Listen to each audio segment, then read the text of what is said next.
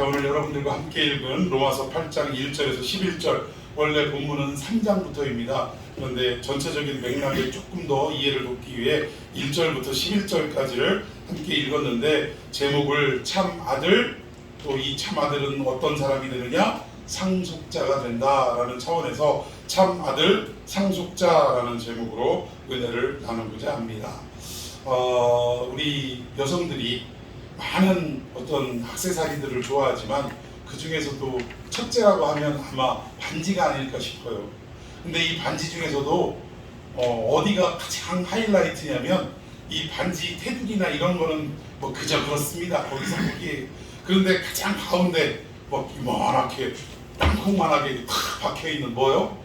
보석, 다이아가 됐든 뭐가 됐든 이 보석이 사실은 그 반지의 핵심이 되더라는 거예요.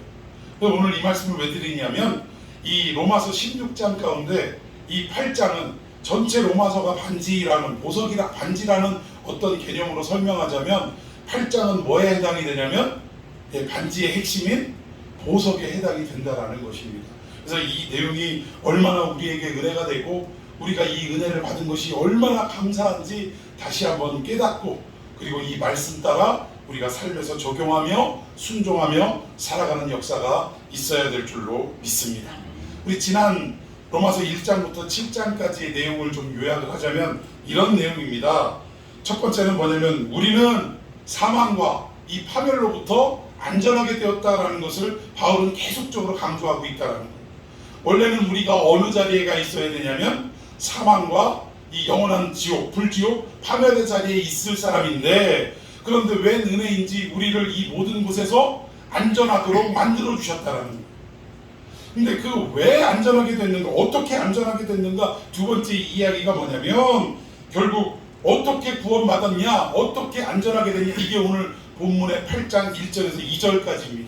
우리가 잘 아는 대로 예수 그리스도 하나님의 외아드님이 육신을 입고 이 땅에 오셔서 십자가에 우리를 대신하여 달려 죽으심으로 말미암아, 또 동시에 어떻게 됐어요? 성령을 우리에게 보내주심으로 말미암아 이제는 성령의 생명의, 예수 안에 있는 성령의 생명의 법이 죄와 사망의 법에서 우리를 해방시켰다라고 오늘 1절 2절에 그렇게 고백하고 있습니다. 그러니까 결국은 8장 2절에 보면 우리를 어떻게 구원했느냐? 생명의 성령의 법이 우리를 구원했다라고 설명하고 있다라는 거예요. 그리고 이 7장부터 결론적으로 뭐냐? 우리는 그렇게 돼서 어떻게 된 거냐? 신분이 하나님의 자녀가 되고 또 의인이 되었다라는 것을 계속적으로 강조해 왔다라는 것입니다. 그런데 문제는 뭐예요? 우리가 의인이 되고 하나님의 자녀가 되었음에도 불구하고 우리의 삶 속에는 하나님을 따르려고 하는 그러한 마음이 있는 반면에 또 하나 뭐예요? 죄를 짓게 만들려고 하는 또 다른 내가 있더라. 그래서 오호라 나는 곤고한 사람이로다. 그러니까 죄를 짓고자 하는 마음이 있는데 한쪽에서는 안 돼, 너 그렇게 하면 하나님의 자녀가 아니잖아 이러면서 어떻게 해요? 빨래가 한쪽으로 왼쪽으로 돌리고 반대쪽은 오른쪽으로 돌려서 이 빨래는 어떻게 되는 거예요? 아주 괴롭고 쥐어짜는 상태가 되더라고요. 지금 우리가 처하고 있는 이 삶이 그렇다는 거예요. 한편으로는 하나님 말씀을 듣고 기뻐하며 하나님의 뜻을 따라 살아가기를 결단하지만, 다른 한편에 또 다른 어떠한 마음이 있어서 이 죄를 짓고 살아가도록 우리를 유혹하더라는 것입니다. 그래서 이러지도 저러지도 못하고 쥐어짜는 곤고한 삶의 상태 속에 우리가 빠져 들어가게 된다. 이것이 지난주까지 얘기였다는 거예요. 그런데 오늘 8장부터 무슨 말씀을 하느냐? 하나님께서 우리를 자녀 삼아 주셨고 의인 삼아 주셨다고 했는데 그 이유와 목적이 무엇인지를 소상하게 말씀하고 있는 것이 바로 로마서 8장의 내용이라는 것입니다. 자, 우리 4절과 1절과 2절 먼저 읽어봅시다. 자, 이게 넘어갑시다. 이건 말씀으로 설명을 다 드렸으니까. 자, 4절과 5절 시작. 육신을 따르지 않고 그 영을 따라 행하는 우리에게 율법의 요구가 이루어지게 하려 하심이니라. 육신을 따르는 자는 육신의 일을, 영을 따르는 자는 영의 일을 생각하나니. 예, 결국 하나님의 아드님이신 독생자라는 그 어마어마한 대가를 치르고 우리를 죄에서 건져내시고 또 죄인의 신분에서 의인의 신분으로, 또 죄의 종에서 하나님의 자녀되는 권세를 주시는 이 일을 왜 하셨느냐, 그 내용에 대해서 지금 하나하나씩 설명하는데, 여기 5절 마지막 부분에 보니까 육신을 따르는 자는 육신의 일을, 영을 따르는 자는 영의 일을 어떻게 한다고요? 생각한다라고 하는데, 이 생각하다라는 단어가 헬라어로 프로네오라고 합니다. 프로네오. 근데 이해하다, 찾다, 분투하다 이런 뜻인데, 의역을 해보니까 이게 무슨 뜻이냐면 고정하여 열망하다라는 뜻을 가지고 있다는. 아주 그냥 요즘 젊은 애들로 말하면 어느 한 부분에 뭐 했다고 그래요? 꽂혔다고 그러잖아요. 꽂혔다고. 예를 들어서 우리가 잘 먹어보지 못하던 새로운 음식이 있는데, 그 음식을 한번 맛봤더니 엄청 맛있어. 그래서 아침도 그거, 점심도 그 음식, 저녁도 그 음식, 날마다 그 음식만 막 먹으면 이 상태를 뭐라고 하냐면 그 음식에 뭐 했다고요? 꽂혔다고 얘기를 하더라 이거야. 그러니까 결국은 이 생각하다라는 말은 고정하여 열망하다, 거기에 꽂혀서 그것만 하기를 원하는 상태, 이거를 말하는데, 원래 우리가 죄 가운데 있으면서 죄인으로서 뭐에 꽂혔냐면 죄의 소욕대로 살아가기를 꽂혀 있었다 이거예요. 고정하여 열망했다라는 것입니다. 이 대표적인 사건이 뭐냐면 창세기 4장에 첫 번째 살인이 일어나는 현장인데, 결국 무슨 문제로 살인이 일어나죠? 제사 문제, 즉 예배 문제로 살인이 일어나요. 아니, 가인 거는 재물을 안 받고 아벨 거는 재물을 받으니까 거절당한 이 가인의 입장에서는 마음에 질투가 생기고 하나님에 대한 원망이 생겨서, 결국 그 모든 원망과 질투가 누구에게로 돌아갔냐면 동생에게로 돌아가서 그를 죽이고 말았다. 자, 그런데 묻습니다. 여러분, 가인이 사람을 죽였기에, 동생을 죽였기에 그가 살인자입니까? 아니면 그 속에는 원래 얼마든지 사람을 죽일 수 있는 죄가 가득하기 때문에 그가 살인자여 죄인인 것입니다. 후자죠? 맞습니다. 우리가 어떤 행동을 저질렀기 때문에 그 죄에 대한 대가로 죄인이 된 것이 아니라, 이미 우리는 죄를 사모하고 열망하고 고정되어 있는 상태에 머물러 있었다라는 거예요. 여러분, 속담에 자루 속에 있는 송곳은 언젠가는 어떻게 돼요? 튀어나오게 돼 있다라는 거예요.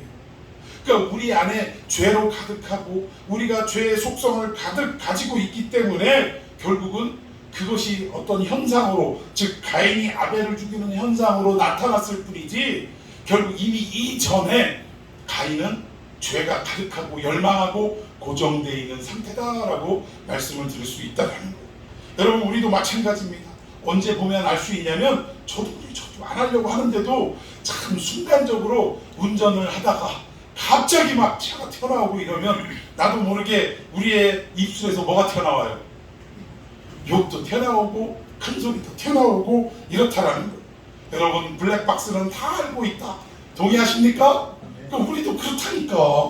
그런데 이것이 왜 이러냐면, 우리 속에 알게 모르게 뭐예요? 하나님의 법을 기뻐하고 하나님의 법으로 가득 차 있는 상태가 아니라, 내 안에 나도 모르게 뭐예요? 죄를 지을 만한 자세가 되어 있고, 또 그 죄가 내 안에 있기 때문에 이것이 나도 모르게 튀어나오게 된다라는 거예요. 그래서 우리는 이것을 어떻게 해야 되냐? 날마다 분초마다 어떻게 하나님 말씀으로 우리를 스스로 읽고 듣고 묵상하고, 또 우리를 경책함으로 인해 말씀을 통해 자꾸 죄의 속성을 잘라내고 우리 안에서 몰아내는 역사가 있어야 된다. 여러분, 성경에서 하나님께서 구약에 특히 이방 백성들을 진멸하라라고 헤렘법을 명령하신 게 있어요. 가나안의 7 족속은 물론이거니와 또 심지어 또 아말렉을, 사울에게 아말렉을 진멸하고 도말하라, 심지어는 가축까지 먹고, 이렇게 도말하라 했는데, 요즘에 와서는 이 의미를 모르고 하나님은 도덕과 윤리가 없냐? 왜 이렇게 잔인하냐? 이방인도 생명인데 생명 존중의 원리에 살아야지, 이게 뭐하는 짓이냐 하면서 엉뚱한 소리 하는데, 물론 그때 당시에는 실제적으로 어떤 전쟁과 또 실제로 어떤 대적들을 죽이는 이런 상황을 통해 오늘날 우리에게 무엇을 말씀하고 있냐면, 인간의 본질 속에 숨어져 있는 죄의 속성들을 다 어떻게 하라는 거예요? 도말하고 쫓아내고 몰아내고 하라는 거예요. 무엇으로? 하나님의 말씀, 하나님 명령하셨잖아요. 그러니까 하나님의 말씀으로 우리 속에 있는 가나안 7 족속을 몰아내고 또 아말렉을 진멸하고 하는 일들이 우리에게 있어야 된다라는 것을 구약의 전체를 통해서 우리에게 가르쳐주고 계시더라고요. 그러니까 우리는 말씀 따로 생활 따로 살아가고 있다 보니까 그냥 운전하다 갑자기 그냥 블랙박스만 아는 이러한 행동들을 하는 모습들이 나타나지만, 그러나 우리가 해야 할 일은 뭐예요? 시마다 때마다 주시는 그 말씀으로 그 모든 죄악의 속성들, 뭐 이미 우리가 욕이 튀어나가고 큰 소리로 누군가에게 막 이렇게 안 좋은 소리를 하고 이러는 것은 내 안에 뭐예요? 욕이라는 속성으로 가득 차 있다는 얘기, 없다는 얘기? 있다는 얘기예요. 잠시 억누르고 있을 뿐이지, 어떠한 상황이 되고 내 어떤 이성이 지배하고 다스리지 못하는 상황이 되면 순간 나도 모르게 내 속에 있던 잠재된 것들이 어떻게 되는 거예요? 다 튀어나오는 거예요. 예? 구정물 함 보세요. 그냥 맑은 물이 위에는 올라갑니다. 그런데 나무 막대기나 와르바시 하나 가지고, 나무 젓가락 가지고 그 밑에 있는 거 한번 슬쩍 한번 휘져서 봐요. 작년 설에 먹었던 콩나물 대가리까지 다 올라와. 그게 우리의 속성이다, 이 얘기. 그래서 우리는 육신을 따르는, 즉 육신의 생각과 육신의 죄악을 가득 이렇게 고정하고 열망하고 있느냐, 아니면 하나님의 영을 따르는 자로서 말씀대로 살아가는 것이 가득 차 있느냐, 이게 중요하다라는 거예요. 자, 우리 7절 한번 봅시다. 시작. 육신의 생각은 하나님과 원수가 되나니 이는 하나님의 법에 불복하지 아니할 뿐 아니라 할 수도 없습니다. 이 내용은 무슨 말이냐면, 우리 인생의 주인이 우리 스스로로 생각하고 살아가는 사람들이 너무나 많다는 거예요. 내가 노력하면 되고 내가 게으르면 안 된다. 그러니까 내 인생을 주관하는 것이 내 노력 여하에 있다라고 생각하는 사람들이 너무나 많다는 거예요. 근데 우리 인간 자체가 우리 스스로 어떤 제어하고 통치하고 다스릴 수 있는 그러한 상태가 아니라는 거예요. 우리가 우리 인생의 주인이 하나님이시냐 아니면 이 세상이냐, 즉 죄악이냐, 여기에 따라서 우리의 삶이 나뉘어지는 것이지, 우리 스스로 독립적인 존재가 되어서 내가 의로운 일을 하고자 한다고 의로운 일을 하고 또 죄악된 일을 한다고 해서 죄악된 일을 하는 것이 아니라는 거예요.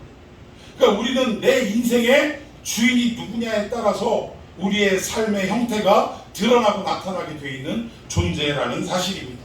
그래서 중간지대도 사실은 없는 거예요. 하나님의 사람이면 하나님의 사람답게 살아가야 하는 것이고, 죄의 사람이면 죄를 지으며 살아가게 돼 있는 게 우리 본질이라는 거예요.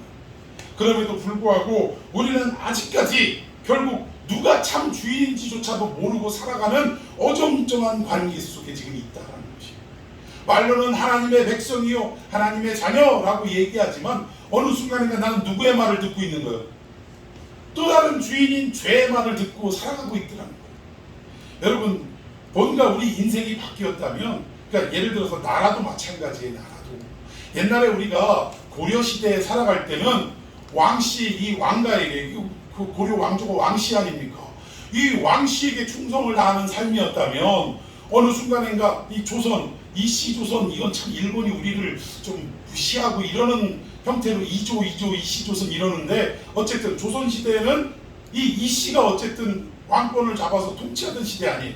그러면 나라가 바뀌었다면 우리는 누구의 말을 들어야 돼요? 왕씨의 말을 들어야 돼요? 이씨의 말을 들어야 돼요? 바뀐 게 당연합니다. 만약에 이씨의 그 나라에 살아가면서도 여전히 왕씨의 가치관과 왕씨의 명령을 듣고 살아가면 어떻게 되는 거예요? 반역자요? 반란자가 되는 것입니다. 이걸 너무나도 잘 알고 있음에도 불구하고 우리는 하나님으로 우리의 주인 삼고 아버지가 되었는데도 여전히 우리는 누구의 뜻을 따라 살아가고 있다는 거예요. 이전 주인이었던 죄의 뜻에 따라 살아가고 있는 형국이라 이 얘기.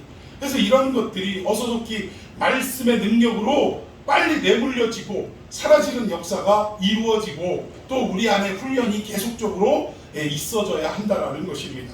갈라디아 4장에 보면 이 고백이 그래서 나옵니다.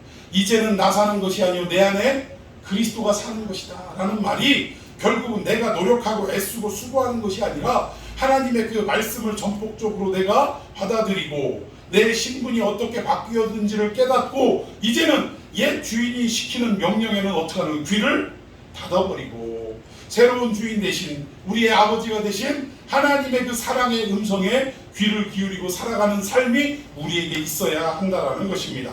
자, 우리 8절, 9절 함께 읽습니다. 시작. 육신에 있는 자들은 하나님을 기쁘게 할 수 없느니라. 만일 너희 속에 하나님의 영이 거하시면 너희가 육신에 있지 아니하고 영에 있나니 누구든지 그리스도의 영이 없으면 그리스도의 사람이 아니라. 아멘. 여기 중요한 말이 나옵니다. 너희가 하나님의 영이 거하시면 육신에 있지 않다 이거예요. 하나님이 영이 즉 성령이 우리 안에 임하시면 우리는 예전 주인이었던 죄와 상관없는 인생이 되어야 한다라는 것입니다. 그리고 누구든지 그리스도의 영이 없으면 즉 성령이 없으면 뭐가 아니래요? 그리스도의 사람이 아니라. 그렇다면 우리가 원치 않지만 우리 안에 순간순간 쏟아져 나오고 또 나타나는 현상, 이 죄의 현상을 바라보면서 우리는 어떠한 생각을 해야 되느냐? 나는 과연 그리스도인이냐? 아직 그렇게 되지 못한 사람이냐? 아직도 멀은 사람이냐? 이걸 생각해야 됩니다. 아직은 우리가 완성되어 있지 않는 상태이기 때문에 하나님의 구원은 이미와 아직이라고 그랬죠. 이미 2000년 전 십자가에서 구원은 이루어졌으나 그러나 시간 속에서 어떻게 돼요? 완성되어져 가는, 그래서 구원을 두렵고 떨림으로 이루어 가라라는 바울의 말씀이 그런 의미입니다. 우리는 그 과정 속에 있으면서 때로는 죄의 유혹에 넘어지기도 하고 또 죄를 짓기도 하고 이러한 삶을 살아갑니다만, 그러나 그럼에도 불구하고 우리는 끝까지 어떻게 해야 돼요? 하나님이 완성하실 그날을 바라보고 소망하며 오늘 죄를 짓고도 이내 가슴 아파하고 왜 나에게 없어야 할 모습이 나타나는가, 이걸 하나님 앞에 또 회개하고 또 말씀으로 다시 한번 어떤 사람이 되어야 할 것을 바꾸어버리는, 변화시키는, 이게 회개라는 거예요. 회개. 이러한 삶이 계속적으로 이루어져야 한다는 것입니다. 참 이렇게 부족하고 연약한 우리들에게 뭐를 보내주셨냐면 하나님의 영, 그리스도의 영을 보내주셨다. 그래서 우리를 하나님의 사람으로, 그리스도의 사람으로 바꾸어 주셨는데, 여러분 우리는 하나님의 영이 우리에게 왔다라고 하니까 그냥 뭐 관용적 표현으로 그냥 받아들이고 만다는, 그냥 아유 감사합니다, 성령이 오셨네, 성령이 오셨네, 내 주에 보내시는 성령이 오셨네, 이건데 이 원리로 생각해 보면 여러분, 하나님은 창조주요, 우리는 피조물입니다. 창조주의 영이 피조물에게 임했다라는 것은 이거는 있을 수 있는 일입니까? 없는 일입니까? 이건 어떤 논리로도 설명이 안 되는 거예요. 예를 들어 볼까요?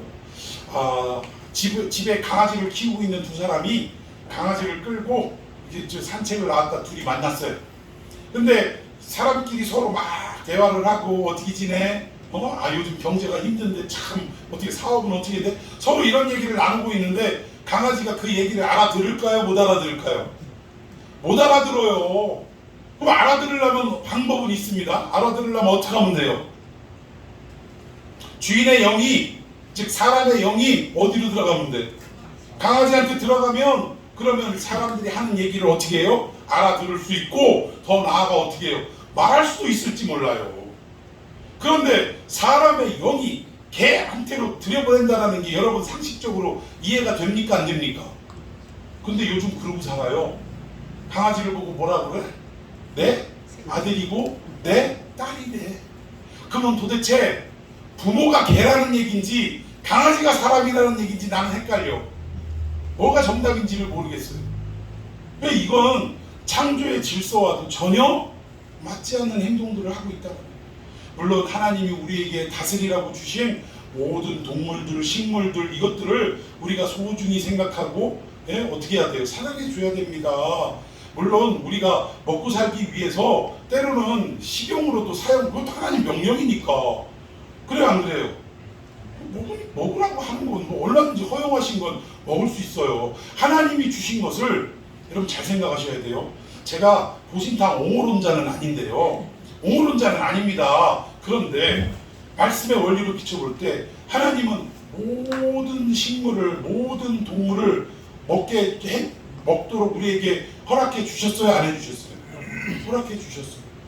하나님이 허락하신 것을 야 그걸 먹어! 하면서 제한하거나 손가락질하거나 또 법적으로 뭔가를 제재하거나 이러면 결국은 뭐에 대한 도전이 됩니까? 말씀에 대한 도전이 되는 거예요. 굳이 얘기하자면 뭣도 먹어도 되고 뭐 저것도 먹어도 이것도 먹어도 되지만 그래도 이제는 우리가 사회적 통념이 있으니까 그것보다는 뭐 이렇게 삼계탕으로 그 보신탕보다는 삼계탕으로 바꾼다고 권장할 수는 있죠. 권장할 수는. 근데 이것을 어떠한 장제적인 조항으로 못하게 하는 것은 결국은 이게 뭐에 대한 도전이냐면 하나님 말씀에 대한 도전이에요. 하나님은 우리를 사랑하셔요? 강아지를 사랑하셔요? 우리를 사랑하셔서 뭣도 허락하신 거예요? 멍멍이도 허락하신 거예요. 여러분 믿습니까? 이 원리 제가 보신탕 옳은 자는 아니지만 모든 게 다 그렇다니까. 여러분 그러면 이 문제는 어떻게 생각하세요? 이슬람 쪽에 가면 양이나 소는 먹습니다. 그런데 뭐는 안 먹어요? 돼지는 안 먹어요. 그러면 그 사람들이 우리한테 와가지고 아니 어떻게 돼지를 먹을 수 있냐고 하면서 강제를 하거나 뭐 이렇게 비난을 하거나 이러면 여러분 어떻게 생각하세요? 그래요 뭐 돼지 먹으라고 하지 먹지 말라고 하면 뭐 먹지 말아야지 누군가의 그게 아픔인가 보네 그러시겠어요? 네가 돼지고기 먹어봤어? 먹어보고 얘기해 그게 얼마나 맛있는지 라고 얘기를 하잖아요. 참 좀 격길로 샜습니다만 어쨌든 하나님이 우리에게 모든 것들을 다 허락하셨다 이거예요. 그런데 인간의 영이 강아지 안으로 들어가야 이것이 가능한데 사실은 이것 자체가 불가능하고 자연 질서 하나님의 창조 질서에도 어긋나더라 이거예요. 근데 하나님은 우리에게 어떻게 해주셨다고요? 사람의 영이 강아지 영으로 들어가면 강아지에게 들어가면 피조물의 영이 피조물에게 들어가는 거예요. 근데 이것도 어마어마하고 엄청난 사건입니다. 근데 하나님이 당신의 영을 우리에게 부어주셨다는 것은 무엇을 말하냐면 창조주의 영이 피조물인 우리에게 임했다라는 거예요. 이거는 자연 현상으로 따지고 보면 도저히 불가능하고 있을 수도 없는 일이라는 거예요. 근데 하나님은 우리 인간을 지으실 때부터 어떻게 하셨어요? 강아지는 강아지처럼 지으셨으나 인간은 뭐처럼? 하나님의 형상으로 모양으로 지으셨다. 이게 하나님의 영을 우리에게 부어주셨다라는 사실입니다. 그럼에도 불구하고 하나님의 영이 우리 가운데 들어왔음에도 불구하고 여전히 우리는 뭐처럼 살고 있냐면 강아지처럼 살고 있더라 이 얘기예요. 하나님처럼 살아야 될 우리들이 그렇게 여전히 그 피조물 중에서도 저 버러지와 썩어질 금수의 모양으로 살아가고 있다라는 것입니다. 자, 고린도전서 12장 3절에 성령께서 오시면 어떤 일을 하나? 자, 시작. 우리가 이것을 말하거니와 다 사람의 지혜가 가르친 말로 아니하고 오직 성령께서 가르치신 것으로 하니 영적인 일은 영적인 것으로 분별하느니라. 아멘. 예수 그리스도께서 우리를 대속하기 위하여 육신을 입고 이 땅에 오셔서 십자가를 지고 죽으신 모든 사건들, 또 부활하신 사건들, 승천하신 사건들, 성령을 보내신 이 모든 사건들을 결국 누가 가르쳐 주신다는 거예요? 사람의 지혜로 깨달을 수 없고 뭐가 가르치신대요? 오직 성령께서 가르치신 것으로 가능하다 이거예요. 그래서 영적인 일은 영적인 것으로만 분별할 수 있다. 여러분 믿지 않는 하나님의 영이 없는 자들에게 예수님이 2000년 전에 우리를 위해 이 땅에 오셨고 우리의 모든 죄를 짊어지시기 위해 십자가에 죽으셨다고 백날 얘기해 보세요. 알아들어요? 못 알아들어요? 아니 우리는 2000년 뒤에 태어난 인간인데 어떻게 2000년 전에 2000년 뒤에 태어날 우리의 죄를 위해서 대신 죽을 수가 있느냐? 이건 맞지가 않는다. 뭐 이런 논리를 펼칠 거야. 그리고 예수라는 인물이 실제했다라는 증거가 있냐? 막 이렇게 이렇게 도전하고 묻고 따질 겁니다. 근데 물론 예수님이 이 땅에 실제로 계셨다라는 명확한 증거는 사실 많이 부족해요.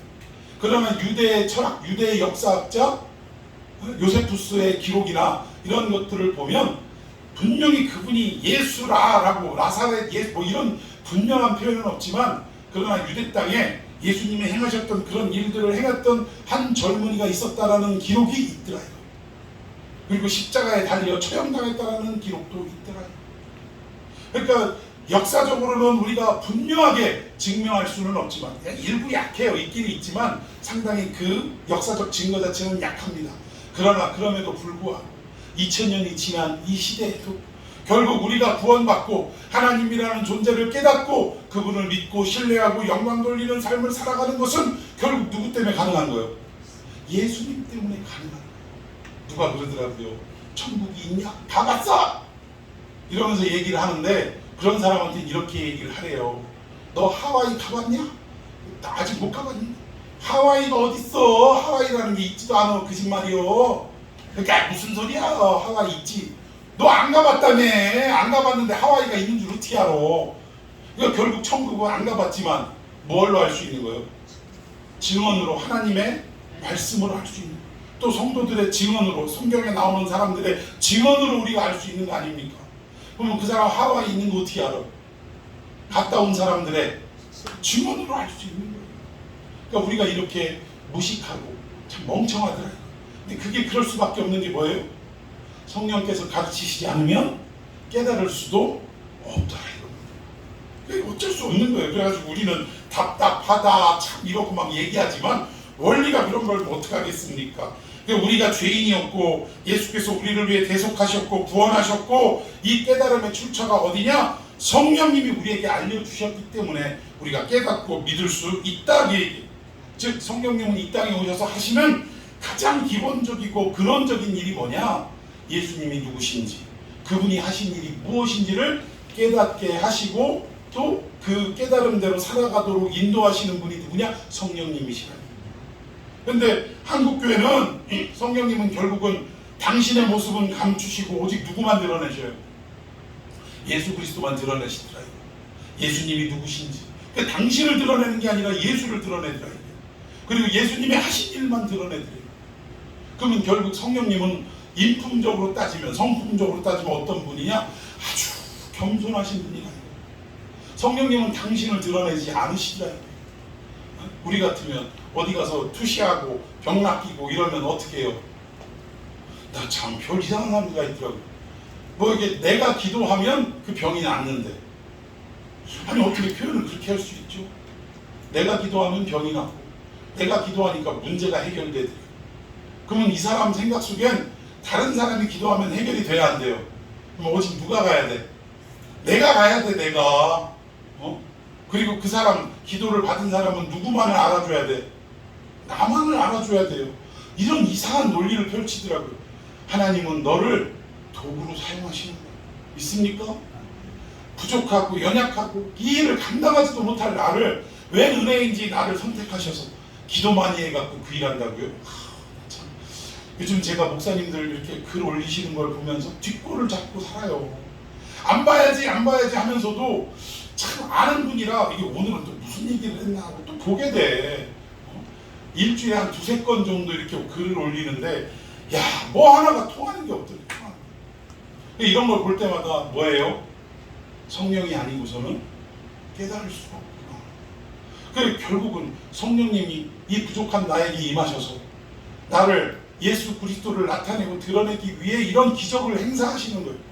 여러분, 목적은 뭐냐면 아직 예수님에 대해서 잘 알지 못하거나 교회는 다니긴 다니는데 잘 알지 못하거나 아니면 예수님을 알지 못하는 그러한 신령들에게 결국은 말씀을 가르침과 동시에 어떻게 하는 거예요? 못 깨닫고 못 믿으니까 뭘 보여주는 거예요? 기적을 보여주는 거예요. 기적. 병 낫기도 하고 문제가 해결되기도 하고 이러는 거예요. 그러니까 결국은 목적은 뭐냐면 예수가 누구시고 예수가 하신 일이 무엇인지를 드러내기 위해 성령님이 그런 역사를 하는데, 아니 성령님은 당신은 감추고 예수만 드러내게 하시는데 성령 받았다는 사람들은 자꾸 누구를 드러내요? 나 자신을 드러내더라니까. 냉정하게 생각해보면 성령의 성품이 아니다면, 성령의 성품을 받았다면 우리도 어떤 성품을 닮아야 돼요? 성령의 성품이 내 안에 있어야 돼요. 겸손한 성품인 성령님이 내 안에 있는데 나는 교만해. 모든 영광을 자기한테 돌려. 그러면 결과적으로 이것은 성령의 임재라는 거예요? 아니라는 거예요? 아니라는 얘기예요. 여러분, 나무를 뭘로 보면 알 수 있다고요? 열매를 보면 알 수 있다. 그 사람이 하는 말을, 행실을 보면 알 수 있다. 내가 아니면 불가능한 것처럼 막 얘기하고.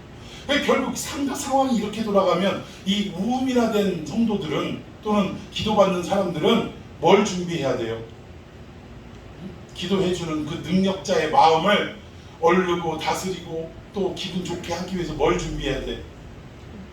재물을 준비해야지. 예물을 준비해야지. 그러면 이게 참 뭐하고 똑같아요.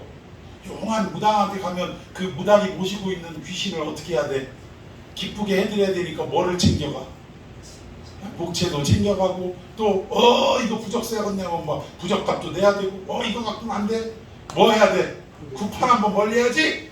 이러면 그 신을 기쁘게 해드리기 위해서 이런 것들을 하는 것과 아니 기도하는 그 사람한테 가가지고 이렇게 하는 것과 다를 바가 있어요 없어요? 참 우리는 이러고 살아가고 있더라는 거예요. 한국 교인들은 성령님은 당신을 안 드러내고 예수만 드러내는데 한국교회에 성령 받았다는 사람들은 이상하게 성령님을 드러내고 예수를 드러내는 게 아니라 누구를 드러내요? 자기 자신을 드러내고 자기의 사역을 드러내더라는 거예요. 그러면서 성령 받은 사람의 공통점이 뭔지 아십니까? 기독교나 한다는 사람, 기도 받으러 오는 사람한테 어떻게 하는 줄 아세요? 일단 뭐가 달라지냐? 눈빛이 달라져. 눈빛이 달라져. 그리고 그냥 말하면 되는데 어떻게 해요? 가만히 말하는 게 아니라 자꾸 볼때귀와 몸을 마치 접신한 것 마냥 이러고 있더라는 거예요. 그리고 목소리도 변하고 약장수 같이 이상하게 변하고 그리고 마지막으로 어때요? 다 반말짓거리를 하더라는 거예요. 기도하면서 기도해주면서 이러는 거예요. 네가 어떻게 하는데 너는 이렇게 할지어다 뭐 이러면서 이거 누가 얘기하는 거예요? 본인이 얘기하는 게 아니라 누가 얘기하는 거예요? 자기 안에 있는 그 영이 얘기한다. 이거 성령이 얘기한다. 근데 제가 볼 때는 그건 뭐하고 똑같냐면 무당이 하는 접신하고 똑같아요. 성령님은 그런 분이 맞다 아니다. 여러분 하늘에서 마지막 때는요 불을 끌어온대요 안 온대요? 적그리스도가 어떻게 한대요? 하늘에서 벼락을 끌어오고 불을 땡겨온대요. 우리 초자연적인 현상이 나타나면 대부분 인간들은 어때요? 그 현상 앞에 고개를 숙이게 돼 있어요. 그리고 그 사람을 존경하게 돼 있어요. 하나님 동기동창으로 모시게 돼 있다 이거예요. 마지막 때 이런 일이 일어난답니다. 성령이 아닌데도 얼마든지 사탄 마귀로 이런 일들을 행한답니다. 여러분 용한 무당들은 잃어버린 물건도 찾아요. 진짜로. 우리 비교종교학 시간에 좀 배운 기억이 있는데 사람이나 잃어버린 물건을 찾더라 이거요. 막 구판을 막 버리다가 막 뛰어다녀 어디 가. 그러다 논두렁에 가. 그러다가 여기 하고 딱 하면 이제 찾아보면 거기에 잃어버린 무언가가 나타나고 이러더라니까. 아이고 이게 귀신들도 그런 짓을 해요. 귀신이 능력이 있으니까 사람들의 마음을 현혹하지 능력이 없으면 현혹하겠습니까? 근데 이런 일들이 일어난다라는 거예요. 근데 한국교회에서 이런 일들이 일어나는 게 얼마나 가슴 아픈 현실이냐 이겁니다. 왜 자꾸 무당짓을 하고 있냐. 이게 말이 그렇지 이렇게 보면 장군신 무슨 선녀 뭐 보살 뭐 동자신 뭐 이러는데 이름만 달랐지 뭐 성령신 모신 무당하고 뭐가 달라요? 예수 귀신 붙여 섬기고 있는 사람과 뭐가 다르냐 이거예요. 여러분 이걸 잘 구분하고 분별하는 역사가 일어나기를 축원해 드리겠습니다. 그래서 우리 그리스도인들이 성령 충만함을 받았다면 나타나는 현상은 자기를 드러내지 않는다 이거예요. 자기에게 영광을 돌리고 자기 영광을 위해 하지 않는다. 내 안에 뭐를 위해서? 예수 그리스도만 드러나게 하는 사람, 이 사람이야말로 성령 충만한 사람인 줄로 믿으시기를 바랍니다. 그 일을 위해서 성령님이 우리 안에 내주하신다 이거예요. 자기 드러내고 자기 영광을 위해 살아나게 하려고 하기가 아니라 오직 그리스도만 드러나게 하시려고 성령께서 우리 안에 내주에 계신다라는 사실입니다. 믿습니까? 이걸 우리 이 원리를 잊어버리면 안 된다라는 거예요. 그래서 우리는 하나님의 영이 임하면 어떻게 되냐? 그리스도의 사람이 되었다라고 9절에 말씀하는 거예요. 그래서 그리스도의 영이 없으면 교회를 맨날 다니고 뭐 헌신, 봉사, 선교, 기타 등등 구제 수많은 일을 한다 할지라도 그리스도의 영이 없는 사람이 하는 것은 결국 뭐예요? 그리스도의 사람이 아니다. 비록 하는 일은 적고 부족하고 연약해도 예수의 이름으로 성령의 능력으로 행하는 모든 사람들, 오직 그리스도만 드러내고 나타나는 겸손한 사람들은 결국 그 사람들이 그리스도의 사람이라 라고 성경은 말씀하고 있다라는 것입니다. 자, 그런데 이 그리스도의 영이 없으면 그리스도의 사람이 아니다 라고 분명하게 말씀했는데 8장이 점점 깊어져 갈수록 또 표현 방법이 달라집니다. 자, 10절 한번 봅시다. 10절 제가 먼저 읽고 또 그리스도께서 너희 안에 계시면 몸은 죄로 말미암아 죽은 것이나 영은 의로 말미암아 살아있는 것이니라. 자, 여기에도 보면 그리스도께서 우리 안에 계시면, 즉 그리스도의 영이 우리 안에 계시면 몸은 죄로 말미암아 죽은 자이라 할지라도 우리의 영은 의로 말미암아 그리스도의 의로 말미암아 살아있는 사람이 된다 이 얘기. 자, 11절 시작. 예수를 죽은 자 가운데서 살리신 이의 영이 너희 안에 거하시면 그리스도 예수를 죽은 자 가운데서 살리시니가 너희 안에 거하시는 그의 영으로 말미암아 너희 죽을 몸도 살리시리라. 아멘. 1차적으로는 영혼 구원을 얘기한 겁니다. 육은 죽었다 할지라도 너희의 영은 살아난다라는 영의 구원을 얘기하는 거예요. 영혼의 구원을. 근데 11절에 가니까 뭘 얘기해요? 예수를 죽은 자 가운데서 살리신 이의 영은 누구의 영이요? 하나님의 영이죠. 하나님의 영이 결국은 예수를 죽은 자 가운데서 살린 것처럼 너희 안에 거하신 그 영이 너희도 어떻게 죽을 몸도 어떻게 하는다는 거예요. 살려주신다 이 얘기예요. 마지막 때의 부활도 이야기하고 또 마지막 때의 변화도 이야기하는 것인데 우리의 구원은 영혼 구원이 아닙니다. 영혼 구원을 자꾸 얘기하는데 우리의 구원은 종국적으로 마지막 부분에 가면 무슨 구원이요? 영혼 육 구원이에요. 영혼 육이 온전하기를 하나님은 기대하시는 거예요. 그리고 다 구원받기를 원하시는 거예요. 생각만 해보세요. 그럼 천국은 뭐 하는 곳이요? 영혼이 모여있는 곳이면 뭐 그게 다른 말로 무슨 뭐요? 귀신들 모여있는 게 천국이라 이 얘기예요. 그러나 하나님의 천국은 영혼뿐만 아니라 뭐 또 육신도. 근데 육신이 썩을 육신이 아니라 하나님이 처음 만드신 당신의 형상대로의 육신, 변화된 육신, 이것이 성경에서도 나옵니다. 예수님이 세 제자를 데리고 변화산으로 올라가셨는데 호련히 변화가 되었어요. 몸에서 빛이 나고 그리고 모세와 엘리야도 나타나는. 여러분 이런 변화된 몸이 우리에게는 반드시 있을 줄로 믿습니다. 예수님이 부활하시고 나서 어떻게 하셨어요? 제자들이 집안에 들어가서 창문 잠그고 대문 잠그고 그냥 벽으로 딱 쌓여있는 이런 집 속에 예수님이 갑자기 벽을 통과해서 어떻게 하신 거예요? 나타나시고 공간을 초월해서 나타나시고. 여러분 이것은 예수님만이 이루어질 몸이 아니라 결국 마지막 구원이 된 우리의 육신도 이렇게 변화되는 모습이 될 줄로 믿습니다. 고린도서 15장의 마지막 나팔 소리에 우리의 몸도 호련히 변화되리라. 저쪽 위에서 나팔 부르니까 막 이걸 뭐라 그래? 하늘로 올라가는 걸. 그 얘기가 아니에요. 그 얘기가 우리의 말씀으로 우리의 영혼이 변화받고 변화받은 우리의 영혼이 계속 육신을 지배하고 우리의 육신이 그 영혼의 소욕대로 따라가게 만들면 마지막 때 어떻게 되는 거예요? 예수님의 재림하는 그 순간 우리의 몸도 변화되어질 줄로 믿으시기를 바랍니다. 그 얘기하는 거예요. 자, 12절 그러므로 형제들아 우리가 빚진 자로 돼 육신에게 져서 육신대로 살 것이 아니니라. 육신대로 살지 말라.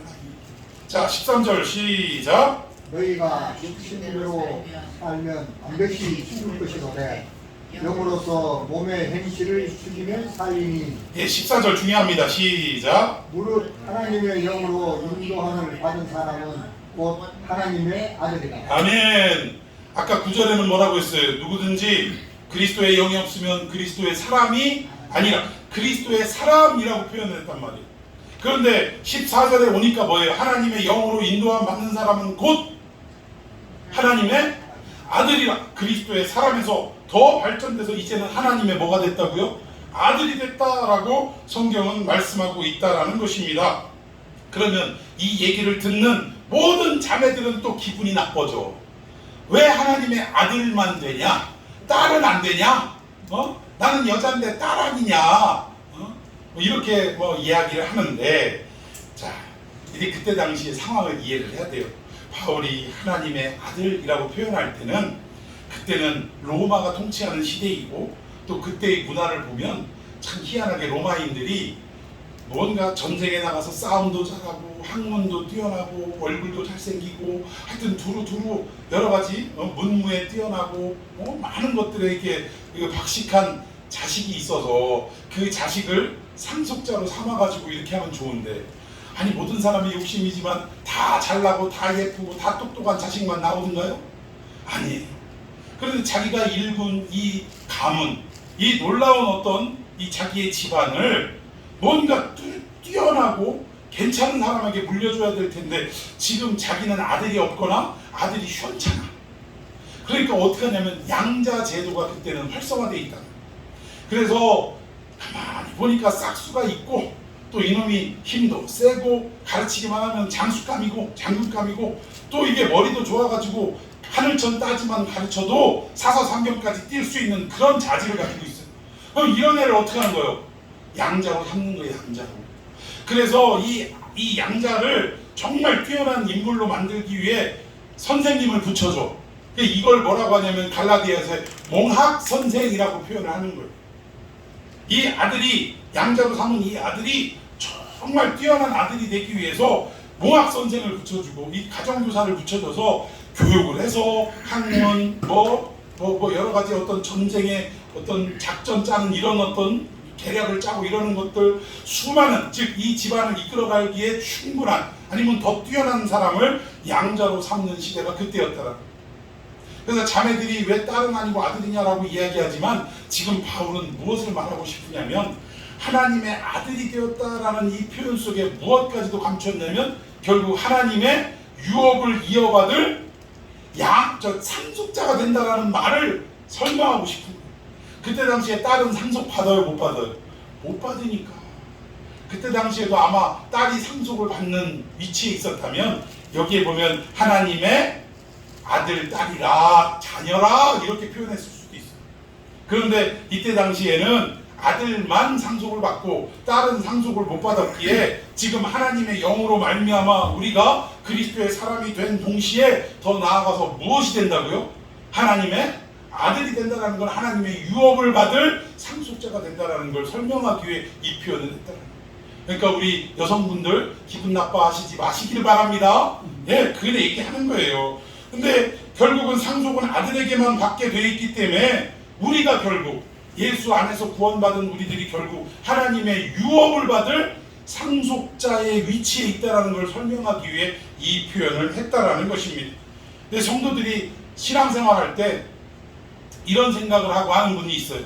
우리가 하나님께 받은 은혜가 큽니까? 안 큽니까? 크죠. 감당할 수 없을 정도로 큽니다. 1만 달란트 빚진 자처럼 우리는 감당할 수 없는 은혜가 우리를 뒤덮인 거예요. 그래서 우리는 살아가는 내내 하나님의 주신 그 은혜를 뭐하고자? 보답하고자. 이것도 중요해. 그런 의미가 없지는 않습니다. 그래서 우리가 선교하는 것도 하나님이 나에게 주신 은혜에 뭐하고자? 보답하고자. 내가 봉사하는 것도 하나님이 나에게 주신 그 구원의 은혜에 보답하고자 이 일을 하는 거예요. 내가 하고 싶든 하기 싫든 상관없이 어쨌든 내가 이 일을 해야 하나님께 보답을 하는 일이니까 라고 생각하고 열심으로 하는 분들이 의외로 많이 있다는 것입니다. 그래서 우리 신앙생활이 은혜 갚는 행위로 끝나는 것이라면 이게 복음일까요? 아닐까요? 이건 복음이 아니더라는 것입니다. 그러면 결국은 우리가 아들이라는 단어로 표현한 이유는 우리가 은혜 갚기 위해 살아가는 것뿐만 아니라 우리가 어떤 위치에서 하나님의 유업을 이을 상속자의 위치에서 살아가야 할 것을 지금 설명하고 있다는 거예요. 자, 우리 15절 한번 읽어봅시다. 시작. 너희는 다시 무서워하는 교훈의 영을 받지 아니하고 양자의 영을 받았으므로 우리가 아빠 아버지라고 부르짖느니라. 아멘. 방금 전에 설명한 내용입니다. 별보를 읽는 우리들을 그나마 좀 싹수를 보고 데려다가 양자 삼아가지고 몽학선생 붙여서 가르쳐서 그만한 일을 감당할 수 있는 사람으로 만들어 놓는 것처럼 하나님도 우리에게 우리가 성령 받을 만한 근거가 있어요? 깜냥이 됩니까? 그럼에도 불구하고 하나님의 그 크신 은혜로 말미암아 우리에게 성령을 보내주셔서 성령으로 말미암아 결국 우리를 그리스도의 사람으로 만들 뿐만 아니라 어디까지? 하나님의 자녀가 되는, 이 자녀는 무엇을 물려받게 되냐? 아버지의 유산을 물려받는, 유업을 물려받는 자리에까지 올라간다. 그리고 그 아버지와 우리 사이가 비록 양자와 아버지 사이지만 그럼에도 불구하고 우리는 뭐라고 부른다고요? 아빠 아버지라. 이게 원래는 아빠가 아니라 뭐예요? 아바 아버지. 아람어로 아바인데 이 아버지를 친근하게 부르는 어린아이들의 그 호칭이 아바라는 거예요. 우리는 그 표현이 아빠잖아. 아빠. 그러니까 아빠나 사실은 비슷한 겁니다. 이렇게 하시고 결국은 상속까지 해주실 친자식과 동등한 입장에 우리를 대해 주시더라 이 말이에요. 우리가 이런 아들이 된 줄로 믿으시기를 바랍니다. 그럼 우리가 아직도 상속자로서 하늘나라 천국의 유업을 받을 아들로서 하나님은 이 자리까지 우리를 불러 모아 주셨는데 우리는 여전히 죄하고 가까이 살아가고 있는 게 말이 되냐 이거예요. 지금 바울이 하고 싶은 얘기가. 야, 네가 왕자인데, 이 나라를 통치하는 왕자인데 너 하는 짓이 맨날 그지들하고 어울려 다니면서 뭐 주워 먹고 다니고 이래서야 되겠냐? 지금 그 얘기를 하고 있다라는 것입니다. 자, 17절 봅시다. 시작. 자녀는 또한 상속자 곧 하나님의 상속자요 그리스도와 함께한 상속자니 우리가 그와 함께 영광을 받기 위하여 고난도 함께 받아야 할 것입니다. 아멘. 여러분, 우리 인생 살아갈 때 모든 것들이 잘 풀리고 모든 것들이 형통하면 좋아요, 안 좋아요? 좋지요. 좋지. 할렐루야죠. 그런데 하나님은 우리를 그런 길로 인도하지 않으시다라는 거예요. 이유는 뭡니까? 우리가 어렵고 힘들고 고난과 환난 가운데를 통과해야 우리가 점점 어때요? 근육이 생기고 단단해지고 힘이 더 세어지기 때문에 그렇다. 하나님은 우리를 화초 속에 온실 속에 키운 그러한 유약한 아들로 우리를 세우기를 원하시지 않더라. 어떠한 역경과 어떠한 폭풍우 속에서도 굳건히 버티고 흔들리지 않을 하나님의 아들로서 이 나라를 통치할 장군으로서 우리를 만들어 가시더라. 그래서 상속자로 우리를 선택하시고 그 자리에 앉히게 하시고 그리고 영광도 받을 뿐더러 그 영광과 함께 뭣도 받게 하신다라는 거예요. 고난도 받게 하시더라. 여러분, 우리의 고난이 그래서 단 거예요. 단 거. 느끼기엔 쓰지만 그래도 이걸 통해 하나님이 나를 상속자로서 훈련하고 계시는구나. 그래서 이 어려움이 오히려 나에게는 기쁨과 즐거움이 될 수 있다는 거예요. 여러분, 어떤 과수원을 운영하는 아버지가 있었다고 합니다. 아들이 몇이 있어요. 그런데 이 아들들이 이 과수원을 일구는 과정이 얼마나 힘든지를 알까요, 모를까요? 잘 모르더라고요. 왜냐하면 아버지가 얘들이 힘들까봐 어려서부터 일도 안 시키고 그 과수원의 이 힘든 모든 일들은 다 종들하고, 그러니까 지금으로 말하면 인부들하고만 했지 애들은 야, 하지마, 니들 가서 뭐해? 공부해 이렇게만 키웠다 이거. 그런데 시집장가가고 다 어른이 되어서 이 아버지가 여전히 과수원을 운영하시는데 어떤 아들은 와가지고 그 과수원 일을 돕는답시고 그 과수원에 열려있는 열매를 잔뜩 따더라 이거예요. 그래서 아버지가 이렇게 봤더니 아이고 저 녀석이 그래도 이 수학 처리돼서 열심히 따는 거 보니까 아버지를 도와주려고 하는가 보다 했는데 열심히 자루에다 따더니 집에 가면서 뭐라 그래요? 아버지, 제가 딴 건 제가 가져가요 이러면서 가더라 이거야. 근데 그러니까 사실은 열매 따는 것은 뭔가 뭐 사람들을 기쁘고 즐겁게 합니까 안 합니까? 그리고 열매가 이 수확이 얼마나 됐느냐에 따라서 어떻게 보면 주목을 받고 못 받고의 차이가 있어요. 그러니까 이 아들은 주목받고 생색내는 일은 다 한 거예요. 근데 결국은 그 열매도 아버지에게 이렇게 드리는 게 아니라 뭐예요? 자기가 다 가져가더라 이거예요. 근데 어떤 아들은 열매 따는 데는 뭐 거기에는 뭐 기웃거리지도 않고 무슨 일을 하나 봤더니 그 거름 잔뜩 쌓아놓은 거 이거 가가지고 니 아까 가져가서 퍼 담아가지고 그 나무 밑둥에다 다 뿌려주고 또 약치고 하여튼 농사지면서 힘든 일은 다 하더라 이거예요.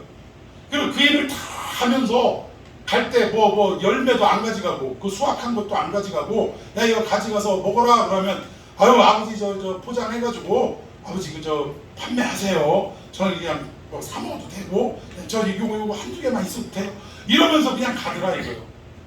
그리고 진짜로 과수원의 힘든 일들은 그 아들이 다 하더라고요. 그러면서도 자기 이름 아우 막 생색내면서 아우 걸음치는데 아주 그냥 힘들어 죽을 뻔했네 뭐 이런 얘기도 안 하고 그냥 묵묵히 이거 안 하면 누가 해야 돼?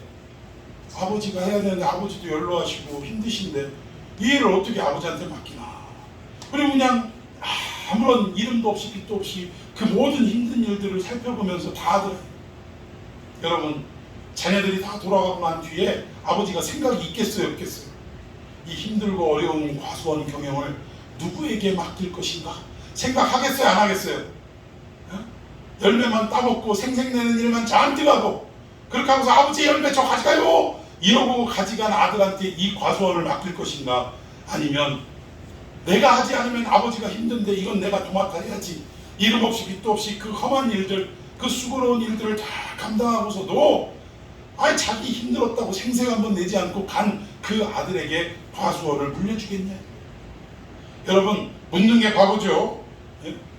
그 힘든 일들을 감당했던 이 아들이 결국 아버지의 과수원 경영권을 물려받게 될 것은 자명한 일이다 이겁니다.